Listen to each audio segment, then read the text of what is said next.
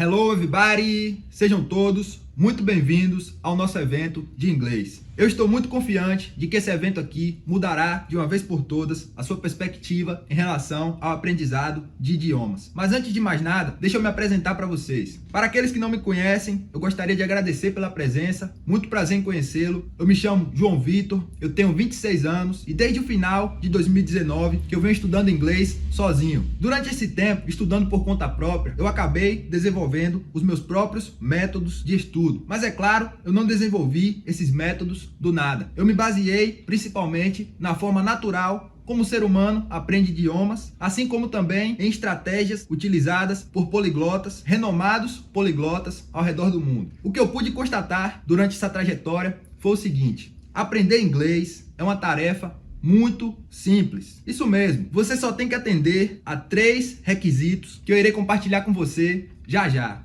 Mas antes de começarmos, deixa eu esclarecer algo melhor aqui para vocês. Quando eu falo que aprender inglês é muito simples, eu não estou querendo dizer que isso é fácil. Muita gente confunde as minhas palavras quando eu digo isso aí. Veja só, simplicidade e facilidade são coisas diferentes. Quando eu digo que aprender inglês é muito simples, eu estou me referindo ao fato de que se você seguir um programa de estudos de forma diligente, eventualmente você irá alcançar a fluência. Isso é inevitável. Então, você tem que concordar comigo que isso é simples. Pode não ser fácil, mas é simples. É o mesmo caso quando você vê alguém tentando emagrecer. As pessoas que estão acima do peso, elas sabem o que elas têm que fazer. Isso é simples. Você tem que seguir um programa de dieta e você tem que seguir um programa de exercícios. Isso é fácil? Bem, não é a coisa mais difícil do mundo, mas também não podemos dizer que é fácil. Então, pegue aí esse contraste. Simplicidade e facilidade são coisas diferentes. Porém, não se desespere. Aprender inglês também não é tão difícil quanto costumamos pensar. Na verdade, o que é difícil mesmo é fazer um pouquinho todo santo dia. Ou seja, em outras palavras, o difícil é você fazer o fácil sem desistir ao longo do caminho. Essa é a principal diferença entre os indivíduos que vão se tornar fluentes e aqueles que não. Então, em resumo, aqui vão os 3 atributos que você irá precisar para atingir a fluência no inglês. O primeiro deles é o seguinte: você precisará ter confiança em si mesmo. Por que ter confiança em si mesmo? Veja só, Henry Ford, uma das mentes mais brilhantes do século passado, ele disse o seguinte: se você acredita que você pode fazer algo, ou se você não acredita que você pode fazer algo, em ambas as suas suposições, você está certo. Veja só, se você não acreditar que você é capaz de falar inglês, você nunca irá aprender inglês. Mas, seguindo essa mesma lógica, se você acreditar no seu potencial, com certeza você irá atingir a fluência. Como dizia Raul Seixas, se você acreditar em si mesmo, você será capaz de sacudir o mundo. E eu falo isso por experiência própria. Até o dia em que eu estava duvidando da minha capacidade de aprender o inglês, eu não fiz nenhum progresso. Um certo dia, eu me trombei com um colega meu de infância e eu acabei descobrindo que ele falava inglês. Foi a partir desse momento que eu disse: não, se ele aprendeu a falar inglês, eu também vou aprender a falar inglês. Não foi uma questão de ego, não foi uma questão de me achar superior a ele. Muito pelo contrário, eu me achei como um igual. Ele é um ser humano, eu sou um ser humano. Ele aprendeu inglês, eu vou aprender inglês. E é assim que você tem que pensar. Esse é o primeiro requisito para você. Believe in yourself. Seguindo adiante aqui com a nossa lista, a segunda coisa que você vai precisar é de um bom método de estudo. Veja bem, eu conheço pessoas que estudam inglês há 3, 4, até mesmo 5 anos. Eu não estou exagerando. E essas pessoas, elas não conseguem se comunicar em inglês. Isso aí é a prova viva de que o método de estudo que elas estão utilizando é um método inadequado, é um método ineficiente. Para você ter noção, eu comecei a me comunicar em inglês com 9 meses de estudo. Então, a partir daí, você já pode notar a importância de você seguir, um bom método de estudo para te ajudar a obter os resultados que você está buscando. E o terceiro e último requisito que você vai precisar, mas com certeza não o menos importante, é o último, mas não é o menos importante. Você vai ter que ter disciplina. Isso aí, esse é o atributo que vai diferenciar aqueles que irão atingir a fluência e aqueles que não. Porque, na verdade, muita gente confia em motivação. Um exemplo, nós estamos aqui nesse evento, muita gente está empolgada, está motivada. O problema é que esse sentimento é passageiro, ele vem e ele vai. Então, a gente não pode confiar em motivação, a gente não pode confiar e empolgação. A gente tem que ter disciplina, porque essa é a única forma de a gente continuar na luta ali até a gente conseguir obter o resultado que estamos buscando. Se você tiver disciplina, inevitavelmente vai chegar um dia que você vai estar falando inglês sem nenhum problema.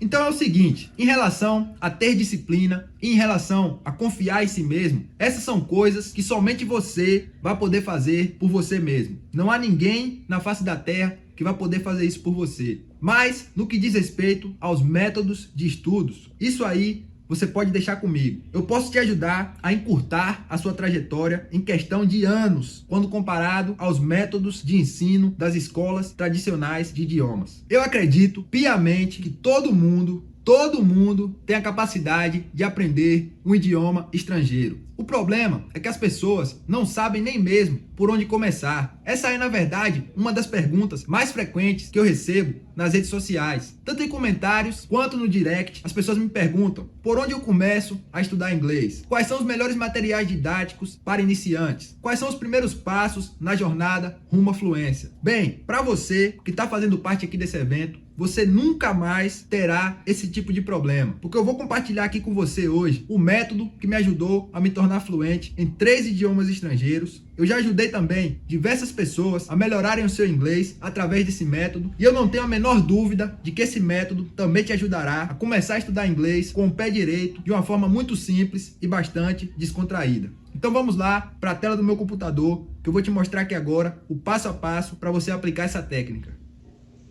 Então, pessoal, tá todo mundo preparado aí para conhecer o método que vai revolucionar de uma vez por todas a forma como você vê o aprendizado de idiomas estrangeiros? Hoje eu vou falar aqui a respeito de um conceito chamado Comprehensible Input. O que é Comprehensible Input?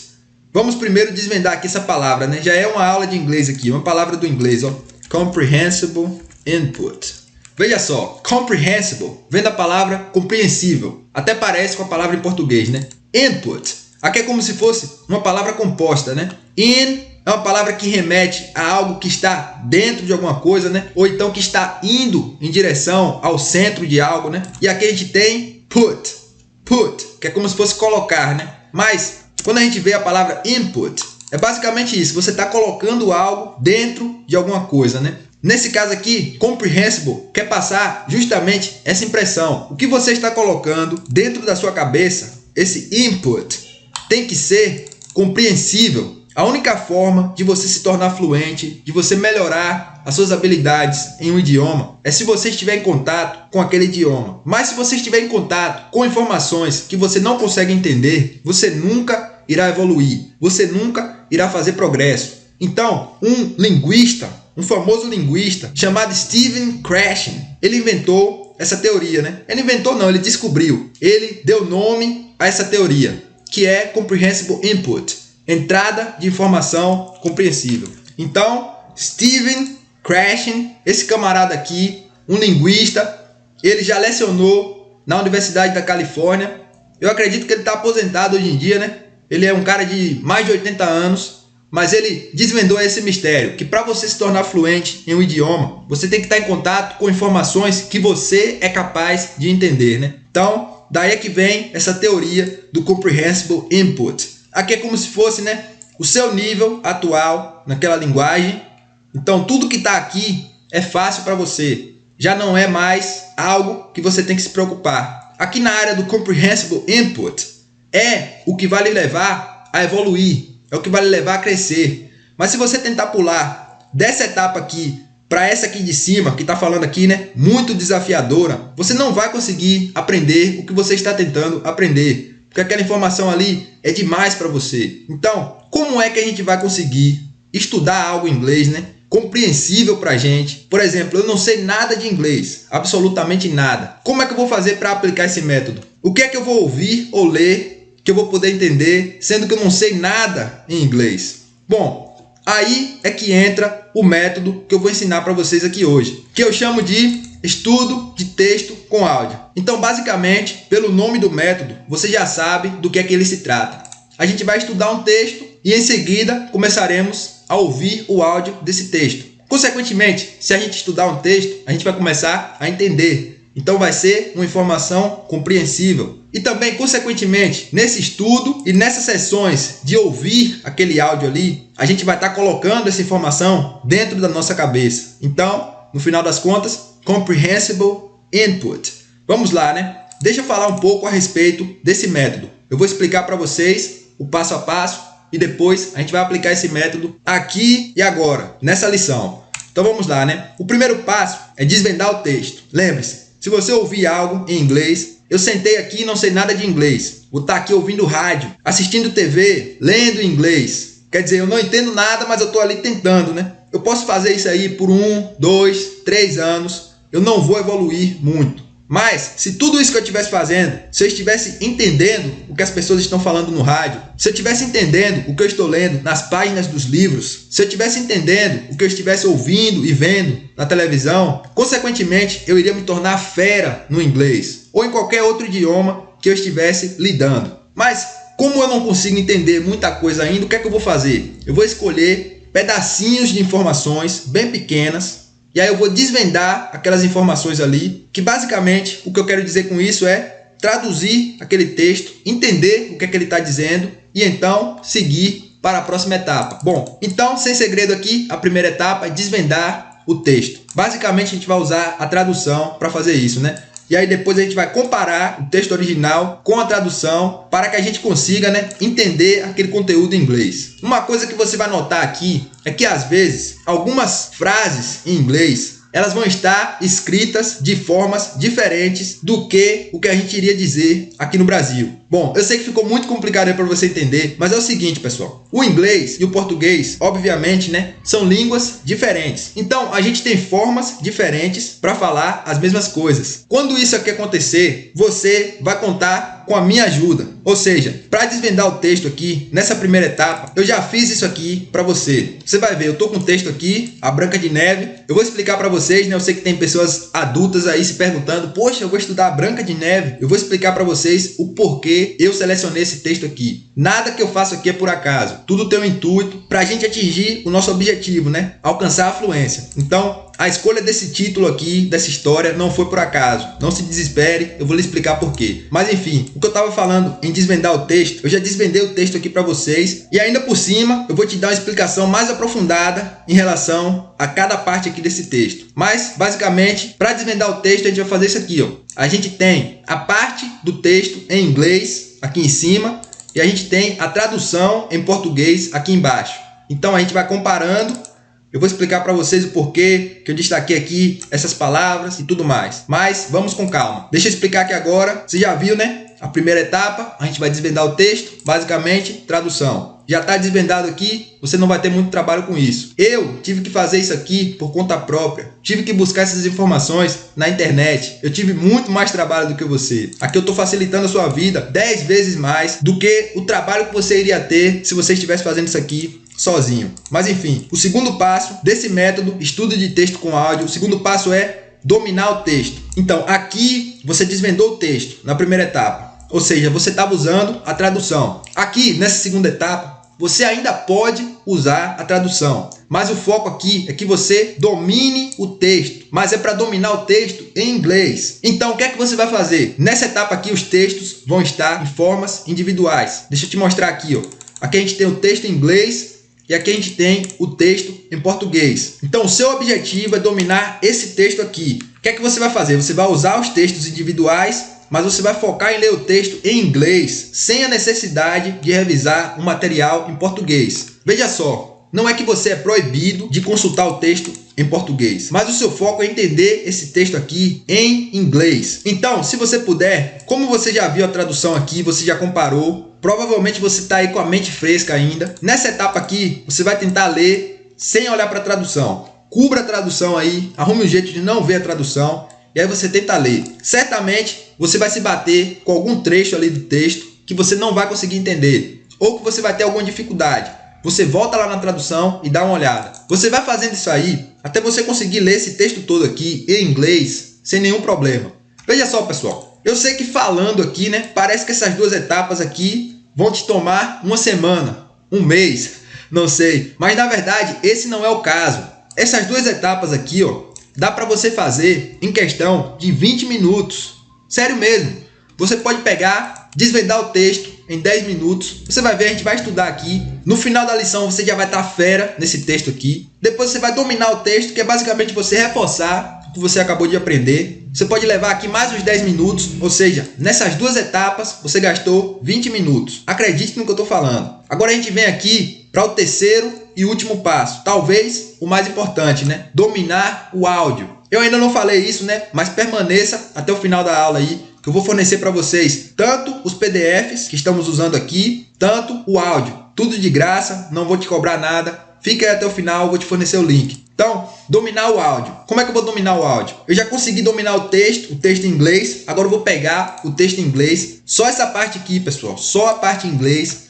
E aí eu vou começar a ouvir o áudio enquanto eu estou lendo aqui. Ó. Eu vou estar lendo e ouvindo as palavras em inglês. Nesse momento aqui, você vai notar um fenômeno muito interessante que acontece na língua inglesa. As palavras escritas raramente soam como as palavras faladas. Ou seja, a gente vai ter uma discrepância aí, né, em relação à escrita e em relação à pronúncia. Isso é bem evidente no inglês. Muita gente tem dificuldade de falar inglês e de entender o inglês falado por conta disso. É por isso que esse método aqui é tão eficiente. A gente está reforçando a leitura e a gente está reforçando a escuta, que são as duas habilidades fundamentais para a gente colocar em prática o comprehensible input. Ou seja, a gente vai compreender o que a gente lê, a gente vai compreender o que a gente ouve. Consequentemente, vai chegar uma hora que a gente vai começar a fazer o que é chamado de output. Deixa eu escrever para vocês aqui no quadro. Eu não sei se eu comentei a respeito, né? Comprehensible input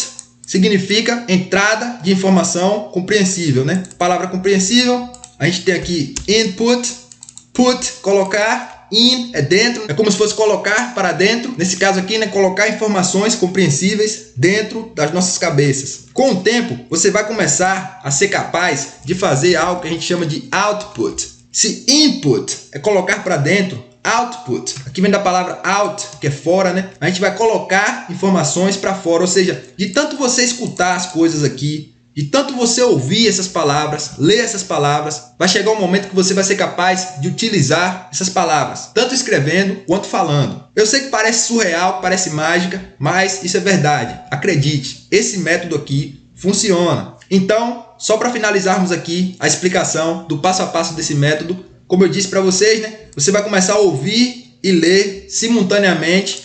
Você vai começar a entender o inglês falado e a entender a língua escrita também. Depois, quando você se sentir confiante ali, né? Você vai parar de ler o texto e você vai continuar apenas ouvindo o áudio. Isso aqui é muito, muito importante, pessoal. E veja só, quanto mais você ouvir, melhor. Eu te diria o seguinte, não tem limites para o tanto de vezes que você pode ouvir esse áudio por dia. Mas tem uma quantidade mínima de vezes, né? Eu te diria, não ouça menos do que 10 vezes por dia. Veja só, galera, esse texto aqui ele é bem pequeno, provavelmente menos de 1 minuto ou em torno de 1 minuto. Então, 10 vezes você ouvindo esse texto, vão dar aí em torno de 10 minutos. Não vai tomar muito do seu dia. Para você ter noção, eu escutava textos nesse formato aí, aplicando esse método, 80 a 100 vezes por dia. Eu não estou exagerando, mas também eu não parava para fazer só isso. Eu escutava o texto quando eu estava lavando uma louça, quando eu estava limpando a casa, quando eu estava na academia, quando eu estava indo para a universidade. Então, depois que você fizer essas duas etapas aqui e você conseguir ouvir o áudio e entender o que você está ouvindo, tudo vai se tornar fácil, tudo vai se tornar simples. Você só vai precisar colocar um fone e prestar atenção no que você está ouvindo. Tem atividades que a gente já consegue fazer sem exigir muito da nossa atenção. Como eu falei aqui, né? Lavar a louça. Às vezes até quem corre, né? Quem gosta de correr, a gente pode estar sempre com um fone ali ou até com o celular mesmo que seja, ouvindo o inglês. Lembre-se, veja o que está escrito aqui, né? Quanto mais você ouvir, melhor. Quanto mais você ouvir, mais rápido você vai atingir a fluência. Porém, comprehensible input. Você tem que entender o que você está ouvindo. Se chegar um momento ali que você estiver ouvindo o áudio e você estiver tendo dificuldades, você vai ter que voltar e aplicar essas outras etapas aqui. Algo importante que eu não escrevi aqui, mas que eu vou falar para vocês. Não foquem em entender 100% do texto, tanto escrito quanto o áudio do texto. Não foque em entender 100%. Isso aí vai te atrasar muito. Quando você atingir 70% de compreensão daquele conteúdo, você já pode avançar. Ou seja,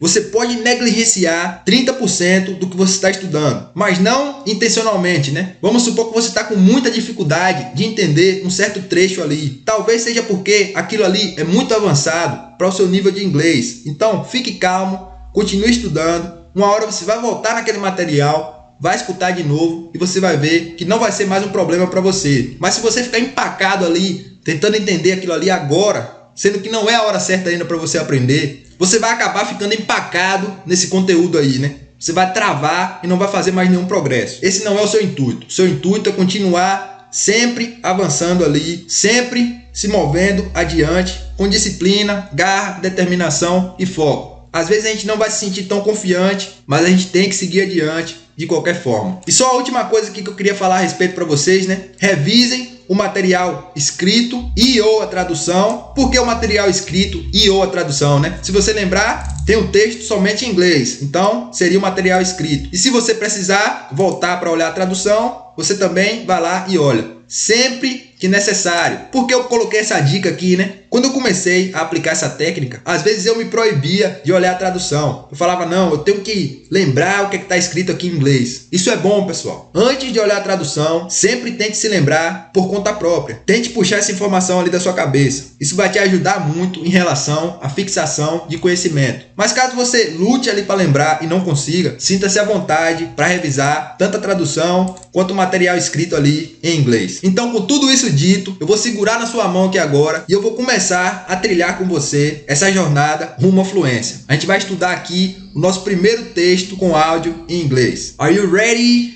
Then let's go! Antes da gente começar aqui a lição, deixa eu explicar para vocês rapidinho o porquê utilizar textos infantis. Eu sei que deve ter muita gente se perguntando, poxa, eu sou um adulto, eu vou estar estudando textos infantis? Que é isso? Mas pessoal, vocês não têm noção do potencial dessas histórias infantis. Me responda uma coisa aqui, qual é o segredo para você atingir a fluência em um idioma estrangeiro? Comprehensible input, right? Então, não tem nada melhor do que a gente estudar um texto que a gente já conhece o enredo. Vai ser como se fosse uma nova maneira de contar uma velha história. Se a gente pegar um texto que a gente não sabe nada a respeito daquele texto, a gente não vai ter que se preocupar apenas com aprender as palavras, novas palavras em um outro idioma, né? A gente vai ter que entender também o enredo da história. Ou seja, teremos dois trabalhos. Quando a gente pega um texto desse aqui, o texto da Branca de Neve, vamos dizer aqui, né? Eu mesmo não me lembro de nenhum adulto chegar até mim e me contar essa história. Mas o enredo dessa história, tudo o que acontece nessa história, está na minha cabeça. Eu consigo ver esse filme passando na minha cabeça. Isso encurta o meu trabalho. Aqui, a gente não está buscando apenas trabalhar duro, mas a gente está buscando trabalhar de uma forma mais inteligente. No final das contas, essa estratégia aqui vai acabar te poupando esforços. Então, deixe o orgulho de lado, não pense que isso aqui é só para crianças. Aplique essa técnica aí, é de graça, você não tem nada a perder, experimente. Eu te garanto que quando você começar a notar os resultados, você nem vai parar para pensar que você está estudando um conto infantil. E mais uma coisa, os resultados são instantâneos, pessoal. Eu não estou exagerando. No mesmo dia que você começar a aplicar esse método aqui, os resultados vão começar a aparecer. Eu posso te garantir isso aí, eu passei por isso. But without further ado, let's get started. Então vamos lá, pessoal, vamos desvendar esse texto aqui, ó. Snow White, Branca de Neve. Logo nesse título aqui, a gente já tem algo bem curioso aqui para a gente falar a respeito, né? Algumas pessoas poderiam pensar que essa palavra aqui significa, né? Na verdade, essas duas palavras juntas significam neve branca, porque é o que está escrito aqui, né? Mas isso não poderia ser verdade, porque no inglês, vocês já devem estar cansados de saber, né? A gente não usa o adjetivo no final, que seria aqui no caso, se fosse para falar de verdade, né? Neve branca, a gente não iria falar snow white, a gente iria falar white snow, que seria neve branca. Por exemplo, se eu for falar um carro branco, eu irei falar a white car. Você já está cansado de saber disso, né? A white house.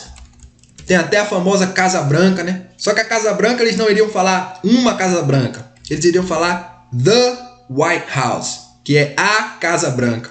Mas o que você tem que pegar aqui é isso, né?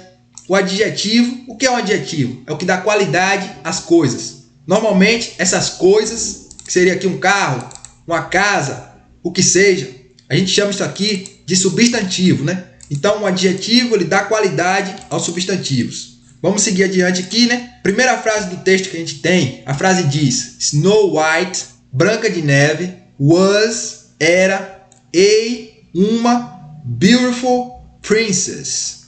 Uma princesa linda, uma bela princesa. Aqui você já viu o que eu estava lhe falando, né? O que eu acabei de falar com vocês, né? O adjetivo beautiful está vindo na frente do substantivo princess. Na segunda linha aqui a gente tem escrito on the castle wall, na parede do castelo. Lembrando, wall pode ser muro ou pode ser parede, né? Nesse caso aqui, traduzimos como parede, na parede do castelo. Outro detalhe aqui, a palavra castle. Perceba que eu não estou pronunciando esse T aqui no meio. Essa é uma pronúncia oficial, pessoal. Essa palavra aqui, ó, o T é mudo, não é castle, é castle, castle. Então, no muro do castelo, na parede do castelo, there was, que é houve ou havia, como você está vendo aqui na tradução. Eu vou falar um pouco mais a respeito dessa expressão aqui para vocês, por isso que ela está destacada em azul, né? An enchanted mirror, um espelho encantado. Owned by an old woman. Está falando, né? Possuído pela uma velha mulher. Traduzindo ao pé da letra, fica estranho, né? Basicamente o que está escrito aqui é isso, né? Que esse espelho encantado, ele é de propriedade de uma mulher velha. E aí no final aqui fala, né? A wicked witch. Uma bruxa má. Uma bruxa malvada. Enfim, vamos agora analisar aqui essas palavras e essas expressões que eu destaquei nessa seção aqui do texto. Wicked. Vamos começar aqui pelo final, né? Vamos de trás para frente agora. Wicked. Eu destaquei essa palavra aqui, pessoal, porque ela é uma palavra que raramente é usada no inglês. Normalmente vai ser usada assim, para falar de uma bruxa má, de alguém que é moralmente mal. Mas a palavra mais usada para falar assim, né, que essa pessoa é má, esse cara é ruim, a gente vai usar a palavra bad, que todo mundo já conhece, né? Ou então evil. Essas duas palavras aqui são muito mais usadas para passar essa impressão de malvado, de mal, muito mais do que a palavra wicked. Então foi por isso que eu destaquei essa palavra aqui, nada tão importante assim, né? Agora aqui a gente já vai ver que tem alguns detalhes que você tem que se atentar, né? Aqui é o verbo own, que é o verbo possuir. Possuir no caso de você ter alguma coisa, né? Esse verbo aqui está no passado, né? Ele é um verbo que a gente chama de verbo regular. Os verbos regulares no passado, né, a gente só acrescenta esse ed aqui, ó, no final. Então, seria como se estivesse falando aqui, né, que é um espelho encantado, pertencido ou então possuído pela uma velha mulher. Só que se eu colocasse aqui, né, um espelho possuído por uma velha mulher, você iria achar que era algo satânico, né, algo diabólico, tá possuído e tal. Mas não é nesse sentido desse possuído. É possuir de ter a posse daquele objeto ali, ter a posse de algo, né? Então, no inglês, eles usam o verbo possuir dessa forma, né? O espelho era possuído por essa bruxa má. E a estrutura mais importante, talvez até do texto todo aqui que a gente vai estudar hoje, é essa daqui, ó. There was. Por que essas duas palavras estão em azul? Eu vou te explicar aqui agora, ó. A palavra there, essa palavra é um advérbio. Ela significa aí ou ali. Isso aqui a gente chama, né, advérbio de lugar. O oposto de there é here, que seria aqui, né? Se tem ali ou aí, a gente tem também o aqui. Pronto. Aí você poderia ver, né, que tem ali também a palavra was. O was é o passado do verbo to be. Vai ficar um pouco complicado aqui agora, galera, mas no final vocês vão entender o que eu quero dizer, né? Ali tinha was, e eu falei para vocês que é o passado do verbo to be. Muita gente tem medo, tem aversão, né, ao verbo to be. Todo mundo pensa, esse verbo é muito complicado, esse verbo é muito difícil. Porque a gente ouve muito falar desse verbo, né? Por que o verbo to be é tão famoso? Vamos lá, né? To be. Ele é o verbo ser ou estar. Nisso aqui a gente já tem uma complicação, né? Na verdade é uma complicação mais para quem fala inglês, que quer aprender o português, do que para a gente que está aprendendo inglês, né? Aqui no caso facilita a nossa vida. A gente tem duas palavras no português, eles têm apenas um verbo para essas duas palavras, né? Ser ou estar é o verbo to be. Por que esse verbo é tão complicado? Por que esse verbo é tão difícil? Porque o verbo to be, na hora que a gente está usando ele não vai ser usado assim, be. Por exemplo, eu sou ou eu estou, eu não vou falar I be. Eu não vou falar I be. Eu vou falar I am. I am. Perceba aqui agora por que o verbo to be é tão famoso. Ó. Se eu for falar you, que é você, eu vou falar you are. Você é, você está. Não é you am e não é you be. É you are. Só que a gente vai usar esse are também com a terceira pessoa do plural, they, e com a primeira pessoa do plural, we, que é nós, né? Então aqui a gente vai usar are. Com I a gente vai usar am. Perceba uma coisa aqui também, pessoal, um detalhe, né? You pode ser tanto a segunda pessoa do singular, você, mas também pode ser a segunda pessoa do plural, vocês. A gente não vai colocar um S aqui para falar vocês. You pode ser você ou pode ser vocês, né? Então, I am, you, que é você ou vocês, né? They, que é eles ou elas, e we, que é nós. Então, se a gente for falar você é ou você está, eles são ou eles estão, nós somos ou nós estamos, iremos usar o verbo to be dessa forma aqui, ó, are. Quando a gente vai usar com a terceira pessoa do singular, pode ser it.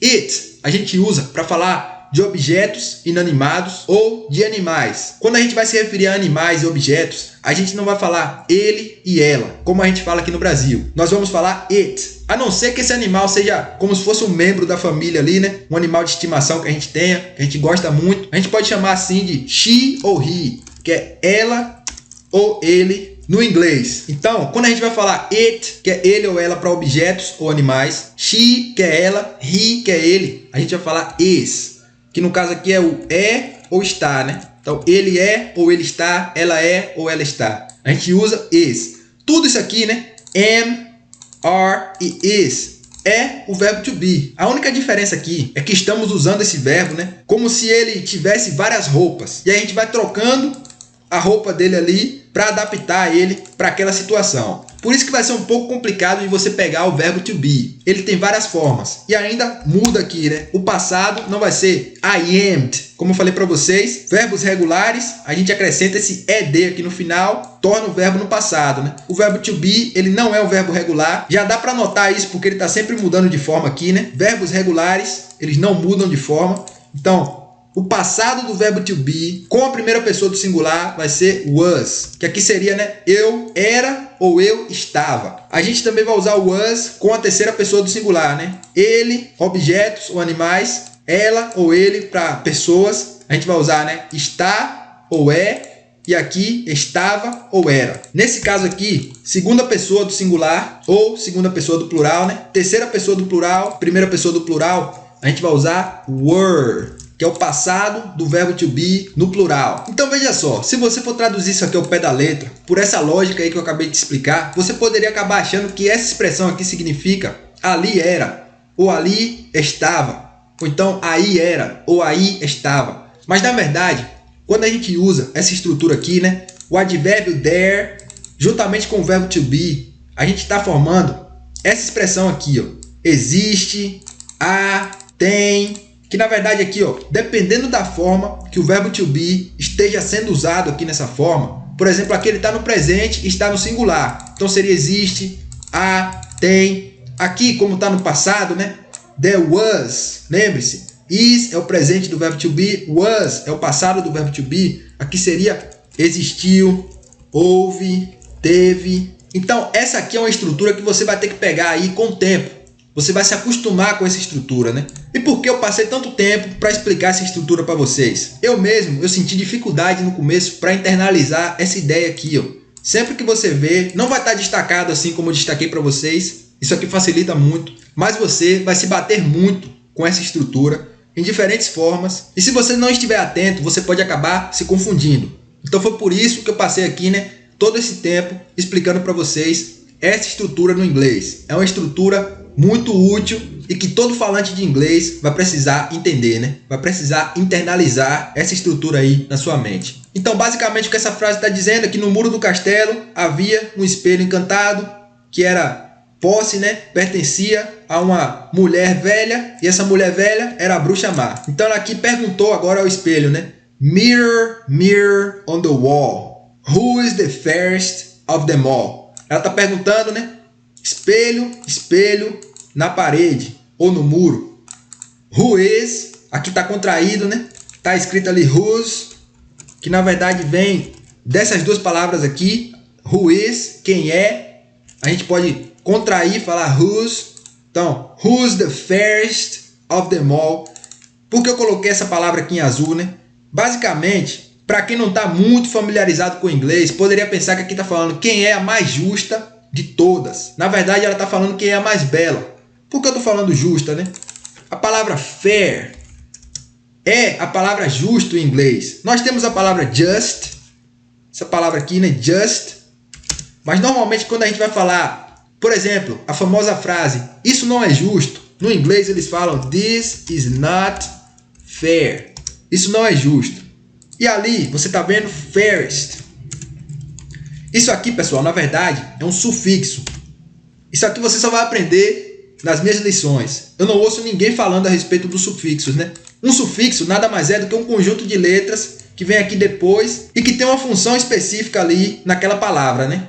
Por exemplo, antes de mais nada, deixa eu te falar, não existe esse hífen aqui, né? Eu estou colocando aqui justamente para destacar e para você notar aí o sufixo. Mas vamos lá. Tem a palavra dark, que é escuro. Se eu falar darker, é mais escuro. Isso aqui é um sufixo, né? Que a gente chama de comparativo. Você vai falar que algo é mais escuro do que a outra coisa. Mas também temos o superlativo, que é esse sufixo aqui, ó, est. Por exemplo, agora, darkest. É algo que é o mais escuro ali de todos. Por exemplo, this room. Se eu estivesse falando aqui dessa sala, desse espaço, this room is darker. Deixa eu escrever para vocês. This room is darker than the other one. O que eu estou falando aqui, ó, galera, ó, esse espaço ou essa sala é mais escura, is darker. Dark é a palavra escura. Quando eu uso o sufixo aqui er, eu estou comparando, né? É mais escuro do que o outro. Quando a gente fala the other one, é como se fosse o outro um. Mas aqui eu posso estar falando the other room. Às vezes a gente vai usar esse one. A gente não vai estar falando de um número 1. A gente vai estar falando, por exemplo, ali eu estava falando de um espaço, né? De uma sala. Então, the other one seria um outro espaço, uma outra sala, né? Mas o que eu quero que você foque aqui é nesse sufixo, né? Então, esse espaço é mais escuro do que aquele outro. Agora, veja só. Eu também poderia falar this is the darkest room in the house. Nesse caso aqui eu estou falando, esse é o espaço que vem aqui no final, né? Room, ou então a sala. Darkest seria o mais escuro de todos ali, né? Por exemplo, existem vários cômodos aqui nessa casa. Então, this is the darkest room in the house. Esse aqui é o espaço ali, é a sala. Às vezes as pessoas traduzem aqui, né? Room como quarto. Então vamos lá, né? É o quarto mais escuro da casa. Nesse caso aqui, ó, voltando para a palavra lá do texto, fairest, você poderia pensar, né? Quem é o mais justo de todos? Se a palavra fair é justo, fairest seria o mais justo de todos. Mas no passado, as pessoas usavam a palavra fair para falar de beleza. E lembre-se que na história aí, né, da Branca de Neve, a bruxa malvada fica com raiva da Branca de Neve porque ela é mais bonita. Então, o que ela está perguntando aqui para o espelho, na verdade, é quem é a mais bela de todas. Quem é a mais bonita de todas. Então, seguindo adiante aqui, né? When the mirror answered, quando o espelho respondeu, Snow White, Branca de Neve, the young girl, a jovem garota, was banished, foi banida, from her glorious castle, do castelo glorioso dela. Aqui no caso não é o castelo glorioso da Branca de Neve, né? É o castelo glorioso da rainha ali, né? A Branca de Neve foi banida do castelo glorioso da rainha. To live in the dark woods. Para viver na floresta escura. Um detalhe aqui, pessoal. Woods, na verdade, é bosque. Se a gente for traduzir mesmo, né? A gente tem a palavra wood, que é madeira. Mas quando a gente fala no plural, woods, a gente está falando de um bosque. Temos a palavra forest em inglês, que é floresta, né? Por isso que eu estou explicando aqui, porque você vê aqui floresta escura, mas está escrito aqui dark woods. Não pense que é madeira escura, né? Aqui está falando bosque escuro. Mas uma tradução mais apropriada para essa história seria floresta escura. Outra palavra aqui também que seria como se fosse um sinônimo aqui, né? Seria jungle, que aqui a gente tem bosque, floresta e selva. Mas, até mesmo no português, a gente utiliza essas palavras aí como se fossem sinônimos, né? A gente pode revezar aí o uso dessas palavras, né? E o mesmo acontece no inglês, como você está vendo aqui. Então, depois que ela foi banida ali, né? Porque o espelho respondeu que Branca de Neve era mais bonita. A bruxa má baniu a Branca de Neve desse castelo glorioso e ela foi viver na floresta escura. Nessa floresta escura, olha o que aconteceu. She met 7 dwarfs. Ela encontrou 7 anões. Nós já sabemos disso, né? And they lived in a small hut. E eles viviam em uma cabana pequena. Um detalhe aqui. Por que essa palavra está em azul, né? Anões. Porque na verdade, pessoal, a palavra dwarf é a palavra anão. E o plural ali, você está vendo? Dwarves. Por que a gente trocou aqui, não colocou só um S aqui no final, né? Isso acontece muito no inglês e até por isso que eu destaquei aqui. Se fosse só essa palavra aqui que tivesse acontecido esse fenômeno, isso seria irrelevante para nós. Mas, por exemplo, a palavra metade em inglês é half. Quando você vai falar duas metades, você vai falar halves. A gente troca. Normalmente o plural no inglês, quando tem um F no final, nós não vamos apenas acrescentar o S. A gente vai trocar o F pelo V e a gente vai acrescentar um E e um S. Mesma coisa aqui com a palavra folha. No caso aqui, folha de árvore, né? Não é uma folha de caderno, uma folha que a gente tem numa planta. A gente fala leaf. No plural, leaves.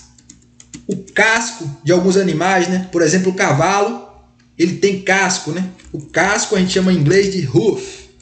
No plural, hooves. Como eu te falei, né? Parece que eu estou complicando a cabeça de vocês, mas na verdade isso aqui é para abrir a mente de vocês para as possibilidades aí, né? Que apenas a explicação de uma palavra você pode usar em dezenas de palavras. Eu posso continuar fazendo isso aqui até amanhã, aqui, se eu quisesse, né? Te mostrando exemplos de palavras que a gente troca o F por um V, um E e um S quando a gente torna essa palavra na sua forma do plural.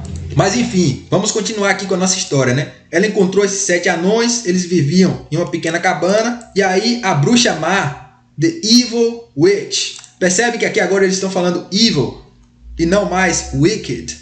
Então vamos lá, né? A bruxa má, the evil witch, tried, tentou, to kill, matar, the poor girl, a pobre garota, with a poisoned apple, com uma maçã envenenada. But she was saved, mas ela foi salva, by a handsome prince, por um belo príncipe. Aqui, pessoal, essa palavra handsome é como se fosse a palavra beautiful, só que normalmente a gente usa handsome para falar de alguém do sexo masculino. Claro, a gente poderia falar aqui a beautiful prince, mas soa um pouco estranho. Normalmente, pessoas do sexo masculino, a gente usa o adjetivo handsome para falar que é belo, né? E só para finalizar aqui, they had a beautiful wedding. Eles tiveram um lindo casamento and lived, e viveram happily ever after. Engraçado que aqui está escrito, ó, felizmente sempre depois. Na tradução aqui a gente tem felizes para sempre. Isso aqui é justamente o que eu te falei há poucos minutos atrás, né? A gente está tentando passar a mesma ideia, mas no inglês a gente escreve com certas palavras, no português a gente vai escrever com palavras diferentes, né? Felizmente, sempre, depois. A gente vai usar felizes para sempre. Essa é a nossa expressão para transmitir essa ideia. Essa é a expressão do inglês para transmitir essa ideia. Happily ever after.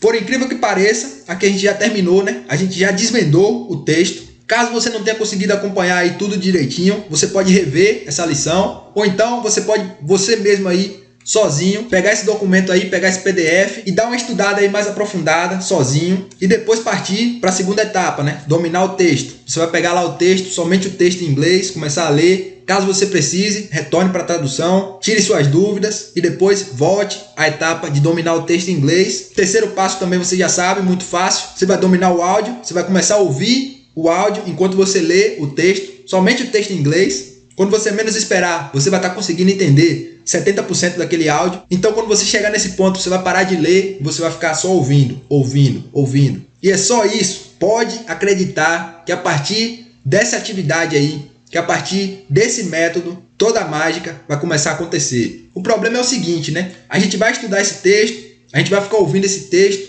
e com o tempo a gente vai começar a esquecer as coisas que são importantes aqui, né? Como, por exemplo, esse there was. Isso aqui é algo que você não deveria esquecer. E foi por conta disso que eu acabei descobrindo um outro método que me ajuda a fixar esses conhecimentos que são importantes, né? Que são essenciais para a gente atingir a fluência. Então, amanhã eu vou te ensinar esse outro método. Um método revolucionário que vai te ajudar a transferir as informações que você está aprendendo aí, que são essenciais para a sua fluência. Você vai transferir essas informações da sua memória de curto prazo para a sua memória de longo prazo. Por quê? Informações na nossa memória de curto prazo, como o próprio nome já diz, com o tempo nós vamos esquecer. Mas se a gente conseguir passar essa informação para a nossa memória de longo prazo, a gente não vai esquecer essa informação. E é assim que a gente se torna fluente em um idioma. É muito mais uma questão de costume do que uma questão de saber tudo ao pé da letra. Então, né, fique aí sintonizado para essa lição de amanhã, que eu também vou te passar um método essencial para você atingir a fluência. Um método focado em fixação de conhecimento. Falou? Em algum lugar aqui nessa página, você vai achar o link aí para você baixar os documentos, como eu te falei. Tanto os PDFs que nós usamos aqui, como também o áudio. Baixem, estudem, apliquem o método aí. Você vai ver que amanhã mesmo você já vai estar conseguindo ouvir o áudio desse texto aqui, entendendo praticamente tudo. Alright? See you tomorrow!